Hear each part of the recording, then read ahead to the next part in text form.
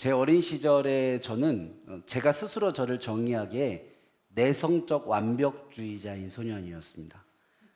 완벽주의자라는 표현은 여러분들이 그랬을 것 같다라고 생각하시는 분도 있고, 내성적인 건 좀 안 맞는 분도 있고, 뭐 내성적 완벽주의란 말 자체가 있는 말이냐 뭐 그런 생각도 들 것 같습니다. 뭐 제가 정의한 말인데요. 내성적이라는 말은 제가 스스로 생각할 때 저는 굉장히 용기가 없었던, 좀 용기가 부족하고 자신감이 부족했던 아이였고, 완벽주의자라는 표현은 그러함에도 불구하고 사람들 앞에서 실수하는 거나 실패하는 것을 싫어했던 그런 성격이었던 것 같습니다. 그래서 모든 일이든지 누군가 앞에서 하려고 하면 내가 먼저 해보고 내가 잘하나 못하나, 실수할 것 같나 실패할 것 같나, 칭찬받을 것 같나, 이미 해보고 나서 그것을 할지 안 할지를 결정하는 그런 스타일이었어요. 그래서 저는 이게 학교를 마치고 하굣길에 딴 길로 새는 적이 별로 없었습니다. 왜냐하면 정해진 대로 좀 하는 스타일이었거든요. 학교 끝나고 나서 친구들이 야 축구하고 가자 그러면 안 했어요. 뭐 내가 한 번도 안 해본 어디를 뭐 가서 해보자 그럼 그런 걸 안 했어요. 그런 거를 아이들과 같이 하려면 제가 먼저 해봐야 되는 거예요. 예를 들어서 한 번은 애들끼리 이야기를 하는데 내일 옆에 있는 반하고 축구 시합을 하기로 했다고 하더라고요. 내일 이제는 학교 끝나고 나서 옆반과 끝나고 축구 시합을 운동장에서 하기로 했대요. 그래서 제가 그날 집에 와가지고 축구 연습을 했어요. 왠지 아세요? 내일 끝나고 나도 같이 하자고 하면 어떡하나. 네. 그래서 같이 하자고 하면 해야 되니까 한번 공을 차본 거예요. 그리고 그 다음날 애들이 저를 불렀을까요? 안 불렀을까요? 안 불렀어요.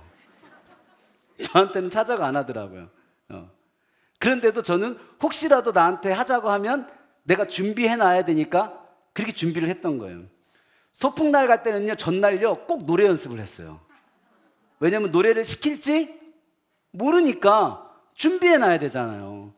준비 안 된 상태에서 노래 시키면요 때려 죽여도 안 했어요. 그래서 저는 제 스스로 생각할게 내성적인 좀 완벽주의자였다 그런 생각을 했어요. 학교 수업 시간에도요 그 진도를 미리 보고 선생님이 시키면 나가서 풀 준비를 언제나 한 학생이었어요. 안 시켜도 말이죠. 여러분 이 제 어린 시절에 물론 지금은 그때와 여러분이 아시다시피 좀 많이 달라진 점이 많이 있어요. 왜 그렇게 많이 그 어린 시절에 그 아이가 이런 성격이 됐는지 또 나름대로의 간증이 좀 길게 있지만, 여러분 제 어린 시절을 제가 보면 긍정적으로 이야기하면 늘 준비된 사람이었던 것 같아요. 근데 반대로 부정적으로 이야기하면 어떤 사람이었냐면 준비가 안 된 경우는 아무것도 안 하는, 아무리 좋은 기회가 눈앞에 와도 내가 스스로 그것에 관한 준비가 안 돼 있으면 그걸 할 수 있는 용기가 없었던 그런 아이였지 않았을까 생각합니다. 그래서 저는 제 스스로 죄를 정의하기에 심리학적인 용어는 아니지만 저는 어린 시절에 내성적인 완벽주의자였지 않나 그런 생각을 했습니다. 여러분 준비된 사람이 기회를 잡는다라는 말 들어보셨습니까? 이게 세상 가운데 자기 개발에 이렇게 많이 사용되는 유명한 명언인데요. 그러나 이 말에 때로는 사로잡혀서 기회가 눈앞에 왔는데도 불구하고 내가 그 기회를 잡을 준비가 되어 있지 않아서 아무것도 하지 못하는 저 같은 내성적 완벽주의자들도 가끔씩 제 어린 시절에 저 같은 사람들도 있는 것 같습니다. 요즘 한 젊은 책을 한 권 낸 젊은 작가가 자기 블로그에다가 이 준비에 관련된 글을 썼는데 제가 그 문구가 참 도전적으로 와닿았어요. 이렇게 글을 썼더라고. 한번 들어보세요. 준비된 사람만이 기회를 잡는다는 말은 헛소리다. 완벽해야 한다는 강박을 버려야 한다. 완벽한 사람도 완벽한 일도 완벽한 관계도 없기 때문이다. 그보다 중요한 건 한번 저질러 보겠다는 작은 결심이다. 일단 저지른 다음에 보완하기를 반복하다 보면 무슨 일이 됐든 간에 어떻게든 앞으로 가게 되어 있다. 이 젊은 작가가 쓴 블로그에 쓴 글이 요즘 어떻게 보면 급변하는 세대의 젊은 사람들의 생각을 대변하는 것 같긴 합니다. 급변하는 세상의 흐름 속에서 이제 사람들은 무언가를 준비하고 무언가를 하기보다는 그 준비하는 것보다는 더 용기, 도전, 열정 이런 부분들을 그 준비하는 치밀함보다 더 나은 가치로 보기 시작한 세대에 살고 있지 않나라고 생각하는 거죠. 그런데 이런 시대의 흐름과 상관없이 제가 볼 때는 성경적 관점에서 봤을 때는 적어도 성경 안에서는 준비된 사람만이 기회를 잡는다라는 말은 처음부터 헛소리였지 않았을까 그런 생각을 하게 됩니다. 성경 안에는요 준비되지 않았는데 하나님께 쓰임받은 사람들이 너무나 많기 때문입니다. 정확하게는 너무나 많은 정도가 아니라 하나님께 부름을 받았을 때 내 하나님, 저를 지금 사용하실 줄 몰라서 제가 이렇게 제 삶을 완벽히 준비해 놓았습니다 라고 얘기했던 사람이 한 사람도 없는 게 성경의 이야기입니다. 아브라함은 어땠나요? 창세기 17장 17절에서 18절에 보면 하나님께서 아브라함에게 나타나셔서 내가 너로 자녀를 주고 네 자녀를 통해서 큰 민족을 이룰 거야 라고 말씀하시자 아브라함이 엎드려 웃으며 마음속으로 이렇게 얘기해요. 100세 된 사람이 어찌 자식을 낳을까? 사라는 90세니 어찌 출산하리요. 하나님께서 내가 너를 사용하겠다 말씀하셨는데 아브라함은 웃으며 저는 하나님께서 사용할 준비가 하나도 안 돼 있어요 라고 얘기하는 거죠. 모세는 어떻습니까? 출애굽기 4장 12절에서 13절을 말씀해 봤더니요, 하나님이 나타나셔서 모세에게 이제 가라, 내가 내 입과 함께 있어서 할 말을 가르치리라 얘기했더니 모세가 대답해요. 오 주여, 보낼 만한 자를 보내소서. 저는 하나도 준비되어 있지 않아요 라고 얘기하는 거죠.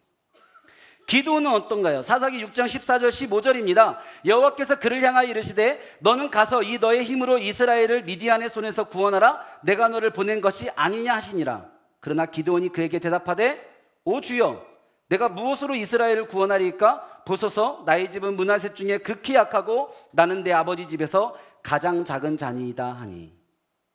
저 전혀 준비 안 돼 있어요. 그럴 만큼 준비되어 있지 않아요. 너무 갑작스러워요 라고 얘기하는 거죠. 이사야는 어떻습니까? 내가 말하되 화로다, 나요 망하게 되었도다, 나는 입술이 부정한 사람이요. 하나님 앞에 나설 준비조차 되어 있지 않았다라고 얘기하는 겁니다. 예레미야 1장 5절에서 6절 말씀, 내가 이르되 슬프도소이다, 주 여호와여 보소서, 나는 아이라 말할 줄을 알지 못하나이다 하니. 하나님 슬픕니다. 하나님께서 나에게 오셨는데, 나에게 사명을 주셨는데 저는 하나도 하나님의 사명을 받을 준비가 되어져 있지 않습니다라고 얘기하는 거죠. 신약을 넘어가 볼까요? 베드로는 어땠습니까? 누가복음 5장 8절 말씀, 시몬 베드로가 이를 보고 예수의 무릎 앞에 엎드려 이르되 주여 나를 떠나소서, 나는 죄인이로소이다 하니. 예수님께서 베드로를 찾아왔을 때 베드로는 예수님 앞에 나올 그 어떠한 준비가 되어 있지 않았습니다. 가장 심한 건 사울이죠. 사울은 준비되긴커녕 오히려 예수를 핍박했던 사람이니까요. 사도행전 9장 4절에서 5절 말씀, 땅에 엎드려져 들음에 소리가 있어 이르시되 사울아 사울아 내가 어찌하여 나를 박해하느냐 하시거늘 대답하되 주여 누구시니까? 이르시되 나는 내가 박해하는 예수라. 사울은 그 사명을 받을 때 예수 그리스도를 정확히 알지도 못하는 상태였습니다. 여러분, 성경 속에는 하나님의 부름 앞에 주님 제가 완벽히 준비되어 있습니다, 제가 지금 이 순간을 위해 지금까지 준비했습니다, 하나님 이제 저를 찾아오셨군요, 이제 저에게 사명을 주시는군요, 이제 저를 사용하여 주십시오라고 대답했던 사람이 단 한 명도 없는 것입니다. 오늘 우리가 함께 읽은 본문 속의 다윗은 어떨까요? 다윗은 오늘 골리앗과 싸울 준비가 전혀 되어 있지 않은 상태입니다. 그 유명한 다윗과 골리앗의 전쟁 전에 바로 그 상태를 우리가 본문에서 읽었는데, 다윗은요 골리앗과 싸울 준비가 되어 있기는커녕 그 누구랑 싸울 준비도 되어 있지 않은 상태로 이 전장에 와 있는 겁니다. 왠가요? 다윗은 싸우러 온 것이 아니라 형들의 도시락을 갖다 주러 온 거예요. 그렇기 때문에 이 전장 가운데서 만나는 그 적군의 가장 위대한 장수 골리앗은 둘째치고 그 누구랑 싸울 준비도 아무것도 하지 않고 이 전장에 다윗은 옵니다. 다윗은요 이 말씀 가운데서 봤더니 제 어린 시절의 그 내성적 완벽주의자는 아닌 것 같더라고요. 제 어린 시절 같았으면요 저는 그 형들에게 도시락 갖다 주면서 전장에 가니까 혹시 나보고 싸우러 갈지 모르니 뭐라도 준비해 가야겠다. 전 그랬을 것 같아요. 혹시 나보고 전장터에 갔는데 사람 부족하다고 네가 나가 싸우러 갈지 모르니 칼이라도 한 자루 가져갈까? 안에 뭐 조그만 거 뭐 가죽이라도 하나 대입고 갈까? 저는 그랬을 것 같아요. 나보고 싸우러 가면 어떡하지? 근데 다윗은요 전혀 그런 준비를 하고 가지 않았어요. 자기가 이 전장터에 와서 누군가랑 싸우게 될 생각은 하나도 하지 않은 겁니다. 갑옷이나 칼이나 전쟁에 필요한 것들을 준비해서 가지 못한 거죠. 미리 연습을 하고 가지도 못한 겁니다. 오늘 본문은요 하나님께서 다윗과 골리앗이 싸움을 하기 전에 다윗에게 싸울 준비가 하나도 되어 있지 않은 상태였다는 것을 계속 강조하면서 우리 가운데 들려주거든요. 첫 번째로 이렇게 얘기합니다. 다윗은 소년이었대요. 골리앗과 싸우기엔 너무 소년이었대요. 야, 어리다고 준비가 안 됐나? 근데 그 다음 절에 이렇게 되어 있어요. 다윗은 소년이었는데 그에 비해 골리앗은 어려서부터 용사였음이라. 이게 무슨 말입니까? 단순히 나이가 어린 소년이란 뜻이 아니라 준비가 전혀 안 됐다는 거예요. 경험이 없다라는 거예요. 한 번도 싸워본 적이 없고 그런 훈련을 받아본 적이 없고 경험을 가져본 적이 없다라는 거예요. 아마추어라는 거죠. 초심자라는 거죠. 그에 비해 골리앗은 어려서부터 훈련을 받은 사람이에요. 어려서부터 용사였던 사람이에요. 어려서부터 전쟁을 하기 위해 준비된 사람이었던 겁니다. 그에 비해 다윗은 초심자죠. 무경험자죠. 또 뭐라고 얘기해요? 두 번째로 그에게 맞는 갑옷도 없었고 투구도 없었고 칼도 없었답니다. 전쟁터에 나가서 서로 칼을 가지고 싸워야 되는데, 창을 가지고 찔러대며 싸워야 되는데 적어도 내 몸 보호할 수 있는 갑옷은 입어야 될 거 아닙니까? 머리를 맞으면 그냥 쓰러질 수 있으니 투구는 써야 되지 않겠습니까? 근데 갑옷을 가져다가 입혀봤더니 갑옷이 맞아요, 안 맞아요? 안 맞았다는 거예요. 투구를 씌워봤더니 앞이 보이지 않을 정도로 너무 컸다라는 거예요. 헐렁헐렁 다 벗겨졌다라는 거예요. 그 갑옷과 투구를 입고 칼을 차봤더니요, 걸을 수조차 없고 칼을 뺄 수조차 없을 정도로 안 맞았다는 거예요. 그래서 어떻게 됐다고 얘기합니까? 갑옷을 다 벗어 던져요. 투구를 벗어 던져요. 이 칼 못 쓰겠다라고 줘버리는 거죠. 그 어느 것도 준비가 되어져 있지 않는 겁니다. 말 그대로 싸울 준비가 안 되어 있는 거죠. 여러분 같으면 이런 상황 가운데 뭐라고 얘기하겠습니까? 내가 골리앗하고 안 싸운다는 것이 아니라 골리앗과 내가 싸울 텐데, 골리앗을 내가 이길 텐데, 골리앗을 죽일 텐데 나에게 조금만 시간을 주시면 제가 조금이라도 연습은 하고 오겠습니다. 적어도 칼은 뺄 줄 알아야 되잖아요. 막을 줄은 알아야 되잖아요. 내가 잠깐이라도, 조금이라도, 어려서부터 내가 연습하고 훈련된 사람은 아니지만 가서 좀 준비하고 오겠습니다. 우리 같으면 그러지 않을까요? 조금만 시간을 주시면은 그래도 즉석에서 뭔가를 수선해서 만들더라도 거칠 수 있는 갑옷 하나 정도는 준비해서 오겠습니다. 머리에 들어가는 투구 하나 정도는 구해가지고 오겠습니다. 여러분 같으면 어떻게 하겠습니까? 조금만 시간을 주십시오. 조금만 더 기다려 주십시오. 라고 하지 않았을까요? 그런데 다윗은요, 오늘 그렇게 얘기하지 않습니다. 다윗은 내가 하나도 준비되어 있지 않아서 나갈 수 없다라고 얘기하지 않아요. 내가 갖춘 것이 아무것도 준비되어 있지 않아서 싸울 수 없다라고 얘기하지 않아요. 다윗은 오늘 이렇게 얘기합니다. 만군의 여호와 하나님이 나와 함께 하시면 준비는 필요 없습니다. 그게 다윗의 이야기입니다. 사무엘상 17장 45절 말씀 이렇게 얘기해요. 다윗이 블레셋 사람에게 이르되 너는 칼과 창과 단창으로 내게 나아오거니와, 우리가 너무나 유명한 잘 알고 있는 말씀이죠. 나는 만군의 여호와의 이름 곧 내가 모욕하는 이스라엘 군대의 하나님의 이름으로 내게 나아가노라. 아멘. 무슨 말씀입니까? 너는 칼을 준비했구나. 너는 창을 준비했구나. 너는 단창을 준비했구나. 그런데 나는 하나님의 이름을 준비했다라는 거예요. 나는 너처럼 연습하지도 못했고 너처럼 갑옷과 투구와 칼과 창과 단창이 준비되어 있지 않지만 나는 오늘 하나님의 이름을 준비했다. 그러니 그 이름으로 나는 지금 가겠다라고 얘기하는 거죠.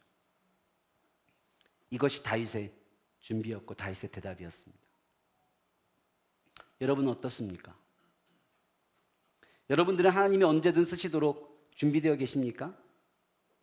오늘 우리가 이 저녁 시간 기도했는데, 예전에는 참 이렇게 성령 집회 기도하면 그 가운데서 사명받고 소명 받으시는 분들 참 많이 있으셨어요. 오늘 한번 기도하면서 복음 들고 세상에 나갈 분들 손 한번 들어볼까요? 기도해야 하면서 교사로 섬기실 분들, 목자로 섬기실 분들, 요 앞에 찬양팀으로 섬기실 분들 헌신 한번 받아볼까요? 옛날에는 참 그런 기도회가 많았죠. 여러분 어떠세요? 오늘 만약에 이 시간, 이 성령 집회 시간, 저녁 시간에 하나님께서 오셔서 여러분들에게 무언가 사명을 주시고 헌신을 요구하신다면 여러분은 준비가 되어 계십니까? 여러분은 뭐가 준비되어 있고 뭐가 준비되어 있지 않다고 하나님께 말씀하실 건가요? 존 오트버그는 선택훈련이라는 책에서 이런 말을 했습니다. 준비되었다라는 말은 스스로를 과대평가해서 나온 말일 뿐이다. 충격적이죠? 준비되었다라는 말은 스스로를 과대평가해서 나온 말일 뿐이다.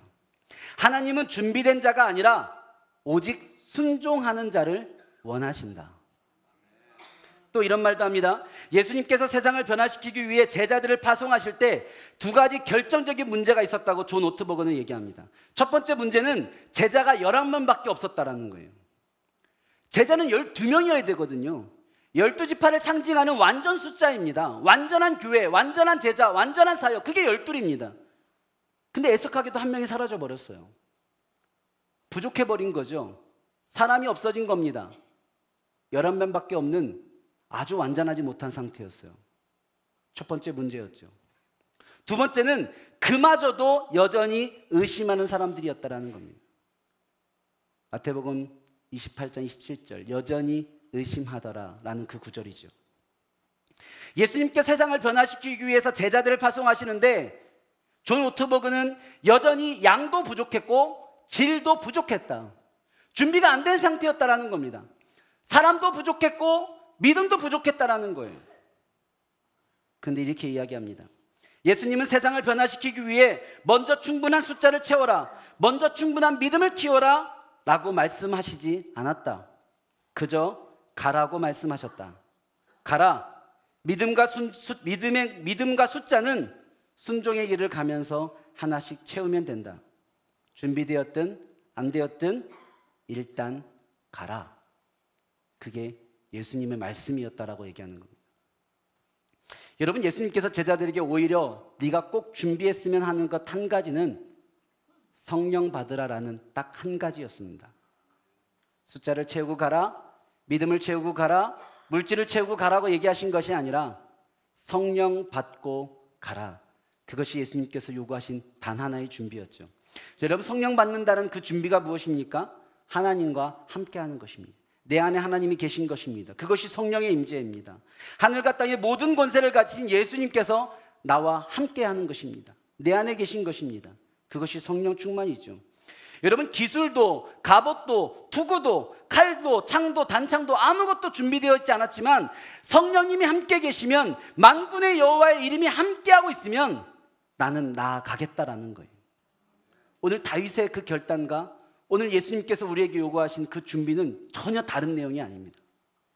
만군의 여호와 이름이 함께 있다면 가라. 성령이 너와 함께하고 있다면 준비되었다, 가라 라고 예수님이 얘기하고 있는 거죠. 이 시간 같이 말씀을 좀 마무리하고 싶은데요, 우리 찬양팀 같이 한번 준비해 주시고요. 제가 이 설교를 준비하면서 앞서 소개한 한 젊은 작가가 준비된 사람만이 기회를 잡는다는 말은 헛소리다라는 말, 그런 글을 썼다라고 얘기했어요. 제가 이 글을, 이 작가는 크리스찬은 아닌 것 같아요. 크리스찬인지도 모르겠어요. 익명으로 하는 작가라서.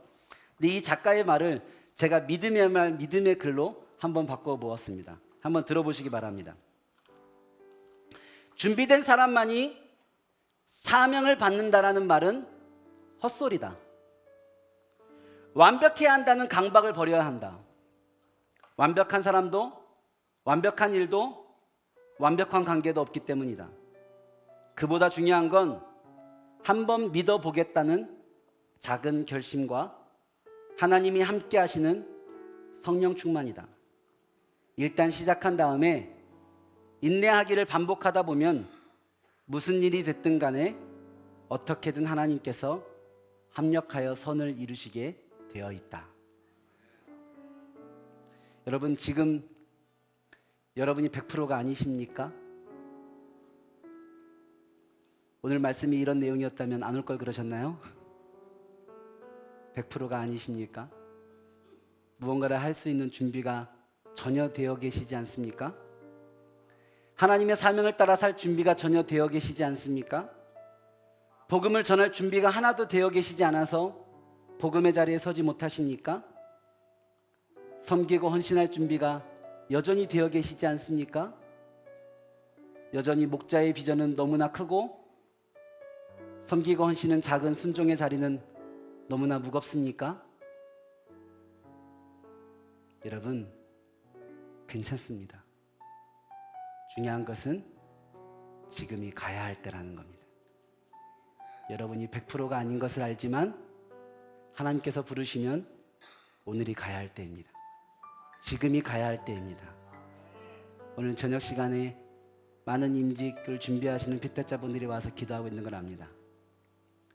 여전히 임직받을 준비가 안 되어 계신가요? 괜찮습니다. 그래도 지금이 가야 할 때입니다. 하나님께서 우리와 함께 하실 줄로 믿습니다. 우리 같이 한번 찬양하며 이 말씀으로 같이 한번 또 나아가기 원합니다.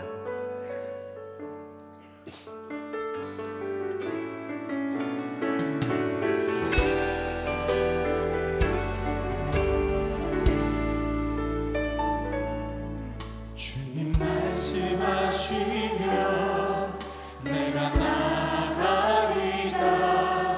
주님 뜻이 아니면 내가 멈춰서리다. 나의 가고 서는 것 주님 뜻에 있으니 오 주님 나를 이끌. 주님 말씀하시면 주님 말씀하시면 내가 나가리라. 주님 뜻이 아니면 내가 멈춰서리다. 나의 가고 서는 것 주님 뜻에 있으니 오 주님 나를 이끌소서. 뜻하신 그곳에 나 있기 원합니다. 이끄시는 대로 순종하며 살리니 연약한 내 영혼 통하여 일하소서. 주님 나라와 그 뜻을 위하여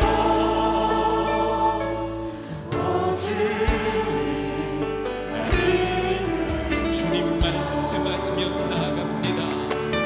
주님 말씀하시면 내가 나가리라. 주님 뜻이 아니면 내가 멈춰서리다. 나의